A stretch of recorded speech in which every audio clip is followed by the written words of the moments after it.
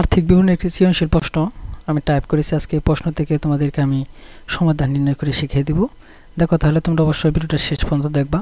দেখো, যেহেতু আর্থিক বিবরণীর আমি একটি প্রশ্ন এখানে টাইপ করেছি, দেখো এখানে দেওয়া আছে রিওমিলের নিচে সমন্বয় আছে। আমরা যখন আর্থিক বিবরণী অঙ্কগুলো করবো তার পূর্বে অবশ্যই সমন্বয়গুলো একবার করে পড়ে নেব, কারণ আমরা জানি আর্থিক বিবরণীর যে সমন্বয়গুলো আছে প্রত্যেকটা সমন্বয় দুইবার করে ব্যবহার করতে হয়।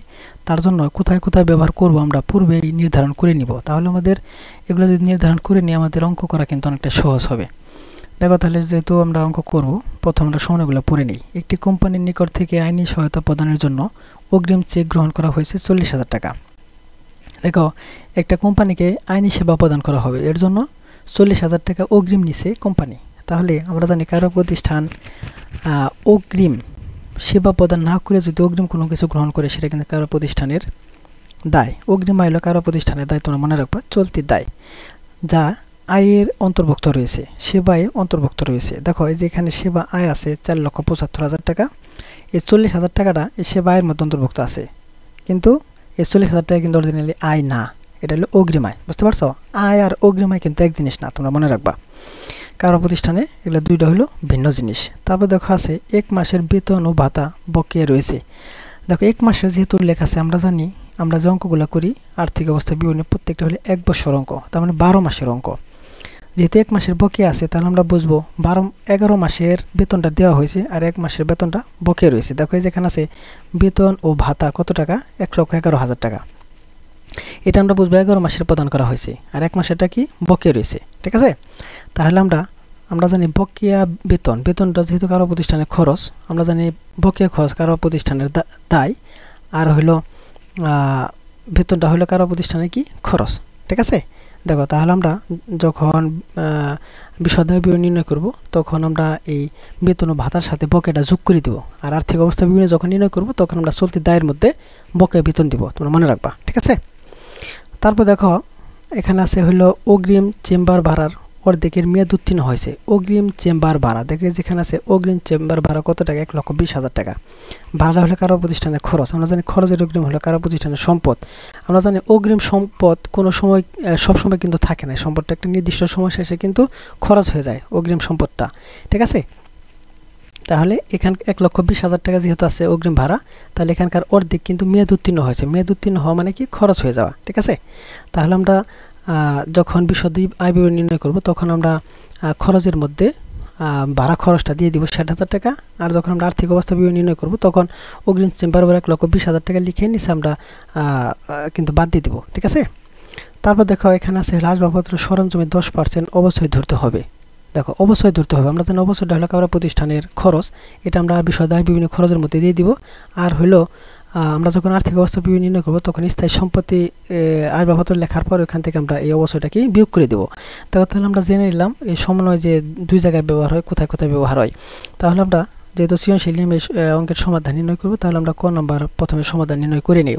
দেখো, এখানে লেখা আছে উপযুক্ত তথ্য হতে চলতি দায়ের পরিমাণ নির্ণয় করা। চলতি দায় আমরা জানি হলো কারো প্রতিষ্ঠানের দায় দুই প্রকার, একটি হলো চলতি দায়, একটি হলো দীর্ঘমেয়াদী দায়।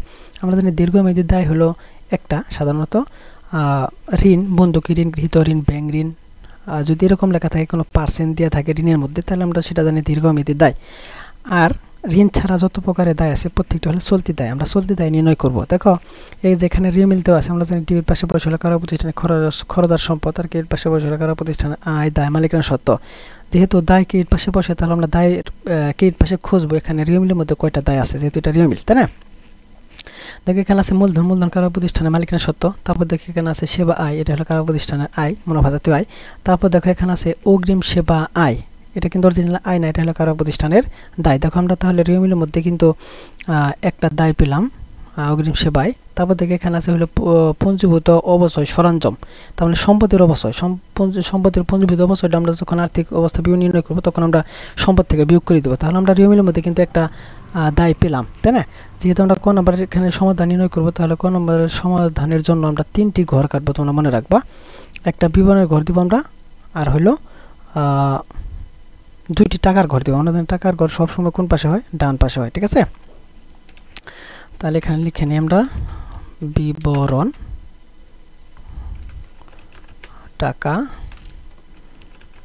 টাকা। যেহেতু আমরা ক নম্বরের সমাধান নির্ণয় করব, তাহলে আমরা লিখে নেই চলতি দায়ের পরিমাণ নির্ণয় করব, তাই না?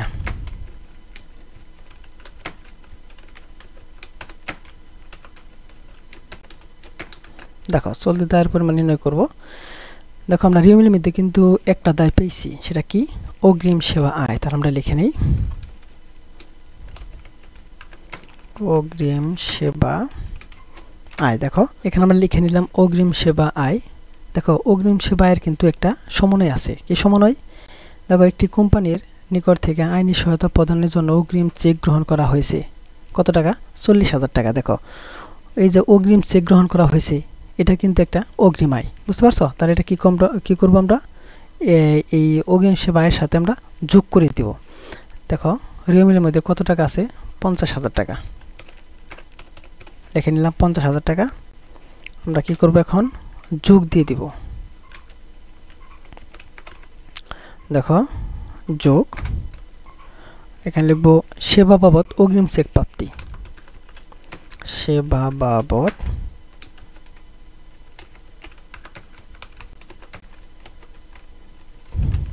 দেখো অগ্রিম চেক পাইছে কত টাকার? 40,000 টাকার চেক পাইছি আমরা, তাই না? দেখো তাহলে নিচে আমরা অবশ্যই একটা দাগ দিয়ে নিব, যেহেতু আর কোনো সমন্বয় নাই, আমরা একটা দাগ দিয়ে নিলাম। দেখো যেহেতু যোগ দিছি আমরা, তাহলে আমরা যোগ করব 40 আর 50 কত টাকা? 90,000 টাকা। এখানে ব্র্যাকেট দিয়ে নিব। দেখো আর কি সমন্বয় আছে? দেখো আরেকটা সমন্বয় কিন্তু আছে, সেটা কি? এই যে দেখো এখানে আছে হইল 1 মাসের বেতন ও ভাতা বকেয়া আছে। 1 মাসের বেতন ও ভাতা বকেয়া আছে। এটা কিন্তু আমরা জানি বেতন ও ভাতা কারো প্রতিষ্ঠানের খরচের বকেয়া হলে কারো প্রতিষ্ঠানের দায়। দেখো এখানে আছে বেতন ও ভাতা 1,10,000 টাকা। 1,10,000 টাকা আছে বেতন ও ভাতা। আমরা জানি বেতন ও ভাতা কারো প্রতিষ্ঠানের খরচের অগ্রিম হলো কি? খরচের বকেয়া হলো দায়। যেহেতু আমরা দায় নির্ণয় করব, আমরা অঙ্ক করি হলো 12 মাসের। যেহেতু 1 মাসের বেতনটা বকেয়া আছে, তাহলে আমরা দেখে নিব 11 মাসের যে বেতনটা আমরা প্রদান করছি, কত টাকা প্রদান করছি। দেখো এখানে 1,10,000 টাকা কিন্তু আমরা বেতন প্রদান করছি। এটা কয় মাসের প্রদান করছি? 11 মাসের। তাহলে ভাগ আমরা 11 দিব। দেখো এখানে 10,000 টাকা আসছে, তার মানে কি 1 মাসের বেতন বাবদ কত টাকা বরাদ্দ? 10,000 টাকা। তাহলে বকেয়া বেতন কত দাঁড়াইলো? 10,000 টাকা। যেহেতু 1 মাসের বেতনই বকেয়া আছে, তাই না?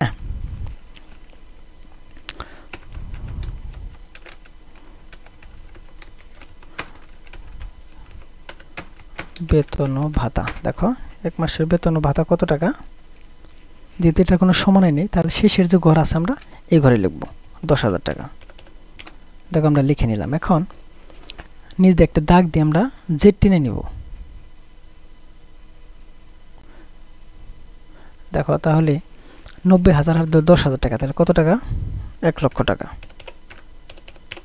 1 লক্ষ টাকা লিখে নিলাম। নিচে দুইটি দাগ দিয়ে আমরা অবশ্যই জেড টেনে নেব। দেখো তাহলে আমরা ক নম্বরের সমাধান কিন্তু শেষ করলাম। এখন দেখো খ নাম্বার কি বলছে? সততা চেম্বারের বিশদ আয় বিবরণী প্রস্তুত করো। দেখো আমরা জানি কারবার প্রতিষ্ঠান যে অঙ্কটা করতেছি, এটা কারবার প্রতিষ্ঠানের অঙ্ক। দেখো এই প্রতিষ্ঠানটা কি? ঢাকার সততা লকার, মানে এই মালিক তার কি ব্যবসা করে? সে আইনি সেবা প্রদান করে মানুষকে। দেখো এটা কিন্তু ক্রয় বিক্রয়ের প্রতিষ্ঠান না। আমরা যখন ক্রয় বিক্রয়ের আর্থিক অবস্থা বিভিন্ন অঙ্ক করি, সেখানে দেখো আমরা যখন বিশদ আয় বিবরণী নির্ণয় করি, বিশদ আয় বিবরণী সেখানে একটু ভিন্ন রকম বিশদ আয় বিবরণী। আমরা প্রথমে মোট লাভ নির্ণয় করি, তারপর হলো নিট লাভ নির্ণয় করি। দেখো এই অঙ্কটা কিন্তু ওই রকম না। এই বিশদ আয় বিবরণী আমরা সরাসরি নিট মুনাফা নির্ণয় করব। বুঝতে পারছো কীভাবে নিট মুনাফা নির্ণয় করব? আমরা প্রথমে আয় লিখব তারপর আয় থেকে শুধু ব্যয়গুলোকে বিয়োগ করে দিব। আয় থেকে ব্যয়গুলো বিয়োগ করে দিলে আমাদের নিট মুনাফাটা বের হয়ে আসবে। ঠিক আছে? তাহলে এর জন্য আমরা ঘর কেটে নেই।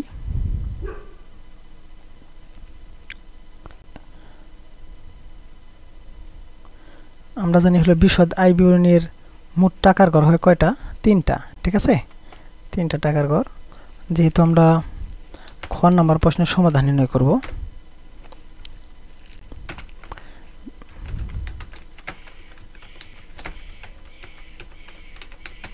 বিশদ আয় বিবরণী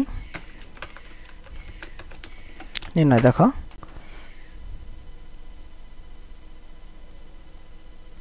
এখানে আমরা লিখব বিবরণ টাকা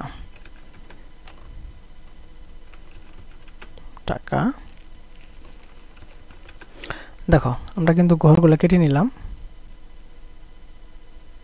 দেখো তাহলে আমরা প্রথমে আমরা আয় সমূহ লিখব।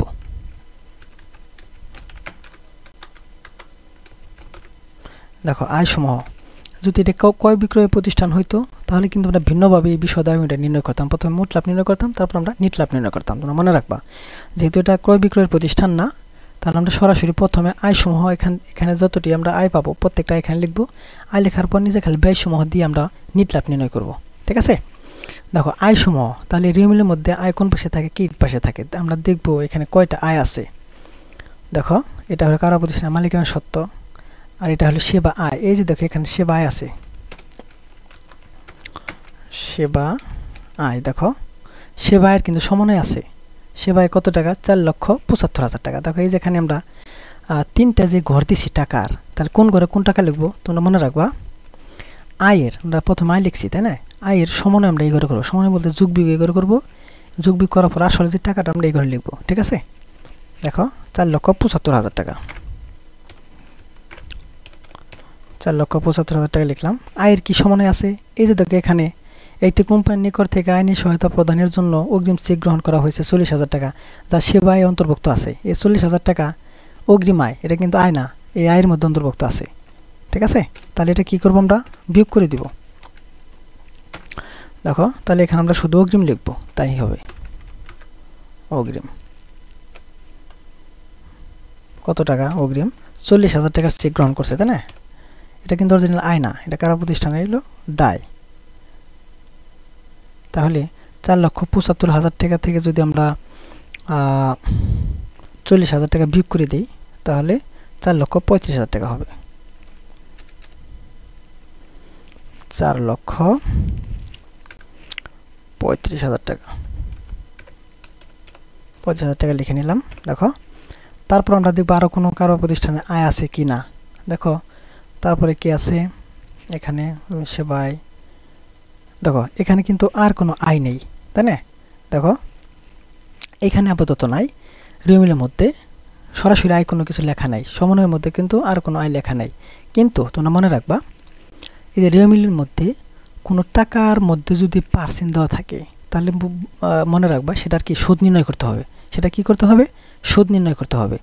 দেখো এই যে এখানে বিনিয়োগের মধ্যে 6% দেওয়া আছে, সরাসরি বিনিয়োগের সুদ লেখা নাই কিন্তু 6% দেওয়া আছে। যেহেতু 6% দেওয়া আছে আমরা বুঝে নেব এটা বিনিয়োগের সুদ নির্ণয় করতে হবে। যেহেতু বিনিয়োগটা কারো প্রতিষ্ঠানের সম্পদ, সম্পদ ডেবিট পাশে বসে, সম্পদের সুদ হলো কারো প্রতিষ্ঠানের আয়। তোমরা মনে রাখবা। ঠিক আছে? সম্পদের সুদ কি? আয়।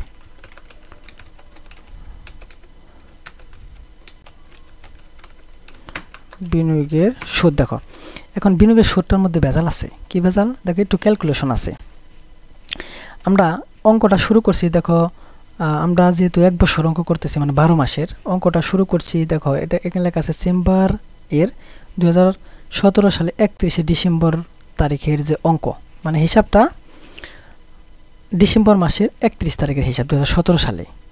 তাহলে আমরা বুঝবো এই মালিক জানুয়ারি মাসের 2017 সালে জানুয়ারি মাসের 1 তারিখ থেকে শুরু করে ডিসেম্বর মাসের 31 তারিখ পর্যন্ত এই মাঝখানে যে 12 মাস 1 বছর, এই 1 বছর হিসাব হলো এখানে।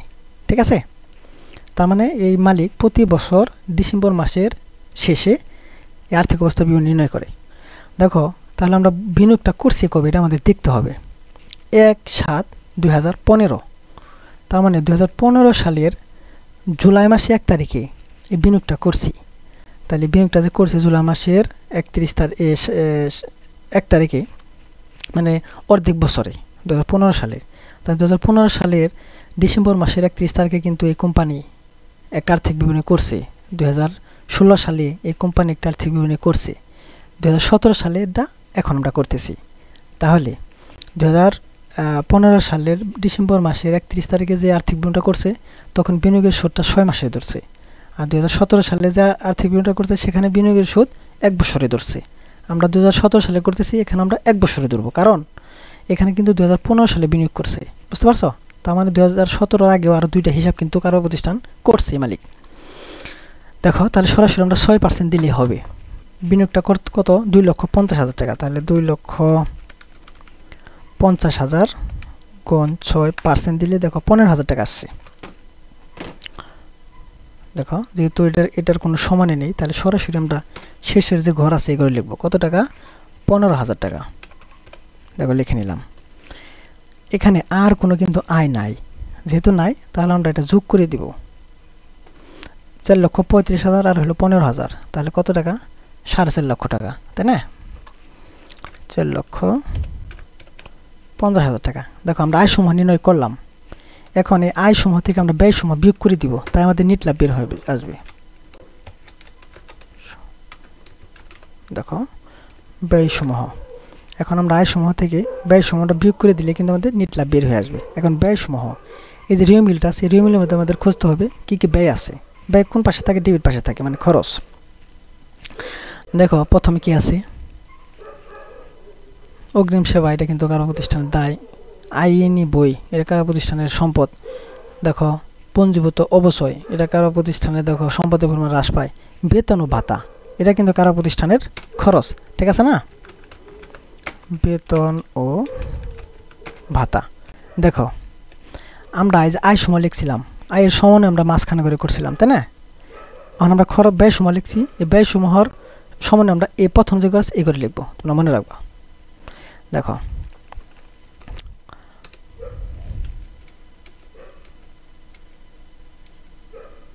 দেখো তাহলে বেতন ও ভাতা এখানে কত টাকা আছে?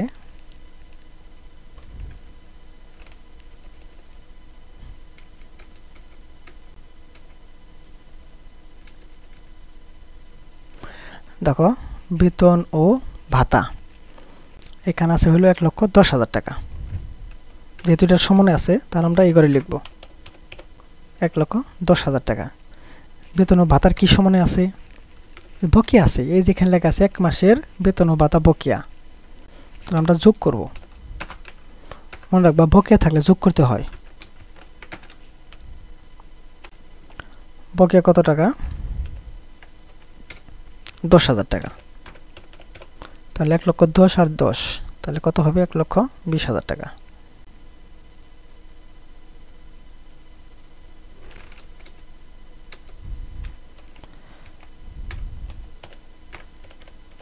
এক 1,20,000 টাকা। দেখো এখানে আর কি খরচ আছে? বিদ্যুৎ ও টেলিফোন বিল। দেখো এটা কিন্তু কারা প্রতিষ্ঠানের কি খরচ।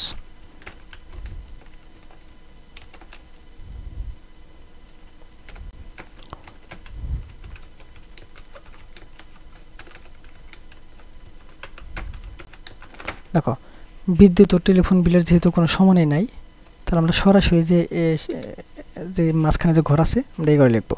কত টাকা? 24,000 টাকা। দেখো তারপরে কি আছে? যাতায়াত খরচ, এটা কিন্তু কারা প্রতিষ্ঠানের খরচ।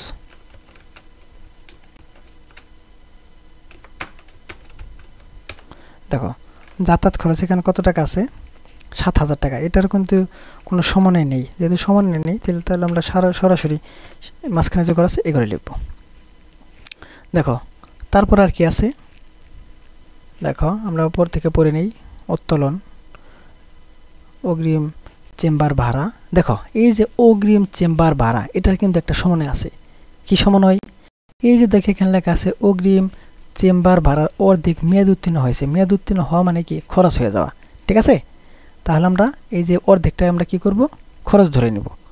দেখো আমরা তাহলে লিখে নিই চেম্বার। এখানে কিন্তু অগ্রিম লেখা যাবে না, কারণ অগ্রিমটা হলো সম্পদ। তাহলে আমরা শুধু চেম্বার ভাড়া লিখব। দেখো চেম্বার ভাড়া এখানে কত টাকা দেওয়া আছে? 1,20,000 টাকা।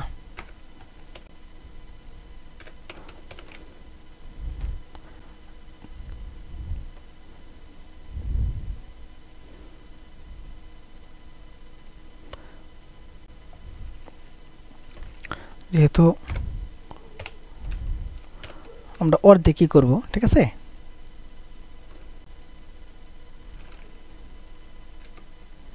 দেখো তাহলে 1,20,000 টাকার অর্ধেক কত আসবে?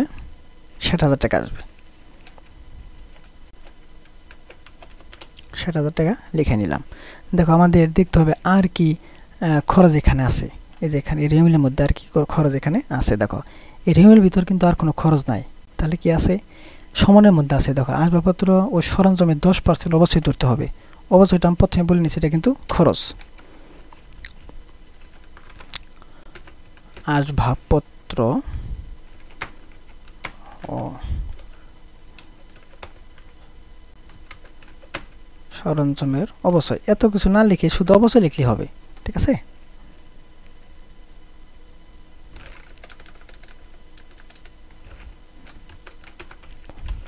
দেখো শুধু অবশ্যই লিখলে হবে। অবশ্যই কত টাকা? দেখো এখানে আছে 10%। তাহলে আসবাবপত্র কোথায় আছে আমাদের খুঁজতে হবে। 80,000 টাকা। 80,000 টাকা 10% কত হবে? আমরা জানি কোন টাকার উপর যদি 10% বলা থাকে তাহলে ওই টাকা থেকে শুধু 1 শূন্য বাদ দিলেই হয়। তাহলে 80,000 টাকা থেকে যদি 1 শূন্য বাদ দিই তাহলে 8,000 টাকা হবে। দেখো তাহলে এখানে যে কয়টা খরচ ছিল প্রত্যেকটা খরচ কিন্তু আমরা লিখে নিলাম। ঠিক আছে? এখন শুধু এই আয় সমূহ থেকে ব্যয় সমূহ যদি আমরা বিয়োগ করে দিই তাহলে কিন্তু আমাদের নেট লাভটা বের হয়ে আসবে। দেখো আমরা এটা যদি বিয়োগ করি, যোগ করি, দেখো 1,20,000, 2 লক্ষ না 24,000 টাকা, তারপর আছে 7,000, 60,000, 8,000, 2,19,000 টাকা। এটা কি?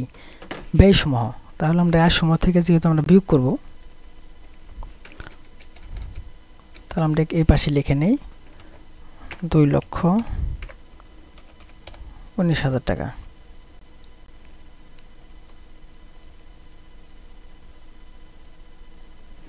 দেখো তাহলে আমরা একটা ব্র্যাকেট দিয়ে নেই, কারণ যেহেতু আমরা বিয়োগ করব আয় থেকে ব্যয়, তাহলে 4,50,000 থেকে যদি আমরা 2,19,000 টাকা বিয়োগ করে দিই, দেখো 2,31,000 টাকা হয়।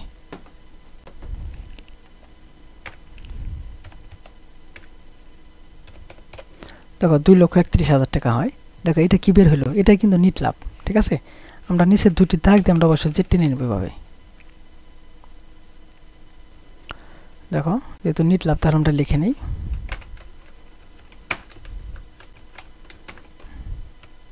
দেখো তাহলে কিন্তু আমরা খ নাম্বারের যে সৃজনশীল প্রশ্নটা ছিল, দেখো বিশদ আয় ব্যয় নির্ণয়, কিন্তু আমরা বিশদ আয় ব্যয় নির্ণয় করলাম। এখন দেখো ঘ নাম্বার বলছে আর্থিক অবস্থা বিবরণীতে মোট সম্পদের পরিমাণ শ্রেণীবিন্যাস করো। দেখো আর্থিক অবস্থা বিবরণীর আংশিক, এখানে বলছে মোট সম্পদ। দেখো তাহলে মোট সম্পদ কি? মনে রাখবা কারো প্রতিষ্ঠানের মধ্যে সম্পদ কিন্তু কয়েকটা আছে। ঠিক আছে? যেমন স্থায়ী সম্পদ, দীর্ঘমেয়াদী বিনিয়োগ সম্পদ, চলতি সম্পদ, তারপর অন্যান্য সম্পদ। আর্থিক অবস্থা বিবরণীর মধ্যে কিন্তু এই 4 ধরনের সম্পদ কিন্তু দেখানো হয়। এই 4 ধরনের সম্পদ ভিন্ন ভিন্নভাবে এখানে দেখাইতে হবে। দেখো আমি অঙ্ক না করে বলে দিই। প্রথমে আমরা লিখব স্থায়ী সম্পদ। তাহলে স্থায়ী সম্পদ এখানে কি কি আছে? দেখো স্থায়ী সম্পদ এখানে আছে, যেহেতু এটা ক্রয় বিক্রয়ের প্রতিষ্ঠান না, এটা হলো এটা কি আইনি, এই কারা প্রতিষ্ঠান শুধু আইনি সহায়তা দেয়। ঠিক আছে? তাহলে দেখো এখানে আছে হলো আসবাবপত্র ও সরঞ্জাম, এটা কারা প্রতিষ্ঠান স্থায়ী সম্পদ। এই স্থায়ী সম্পদ 80,000 টাকা থেকে আমরা অবশ্যই 8,000 টাকা বিয়োগ করে দিব। দেখো এটা হলো স্থায়ী সম্পদ। তারপর আরেকটি স্থায়ী সম্পদ আছে এখানে কি আইনি বই, এটা কারা প্রতিষ্ঠানের স্থায়ী সম্পদ। ঠিক আছে? তার স্থায়ী সম্পদ 2টা পেলাম, যেহেতু আমাদের সম্পদ সমূহ লিখতে বলেছে আমরা 2টি স্থায়ী সম্পদ পেলাম। তারপর আমরা লিখব দীর্ঘমেয়াদী বিনিয়োগ সম্পদ। দীর্ঘমেয়াদী বিনিয়োগ সম্পদ একটাই, সেটা হলো শুধু বিনিয়োগ। এই যে বিনিয়োগটা লিখব, বুঝতে পারছো? 2,50,000 টাকা লিখলাম। তারপর আমরা লিখব চলতি সম্পদ। চলতি সম্পদ কি কি আছে?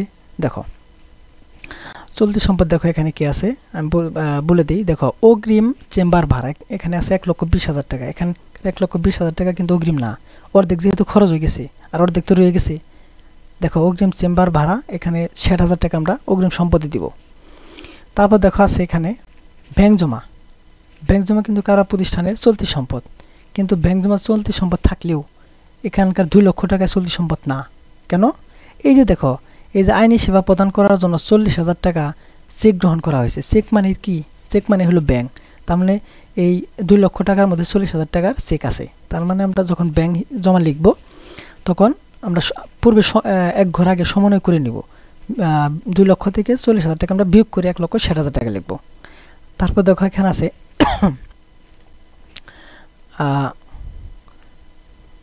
দেখো তারপর এখানে আর কোনো চলতি সম্পদ নাই।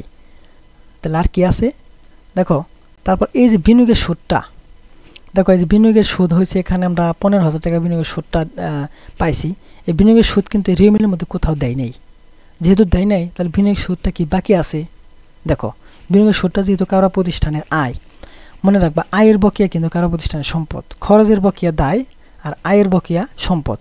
যেহেতু 15,000 টাকার সুদ হয়েছে কারো প্রতিষ্ঠানের মধ্যে, এই সুদটা কিন্তু এখনও এই রিও মিলের মধ্যে দেখানো হয়নি মানে হলো বাকি রয়েছে। তাহলে বকেয়া বিনিয়োগের সুদ হলো কারো প্রতিষ্ঠানের সম্পদ। দেখো এই কয়টা আমরা গ নম্বরের মধ্যে লিখে দিব। ঠিক আছে, তাহলে তোমরা সবাই ভালো থাকবা। আসসালামু আলাইকুম।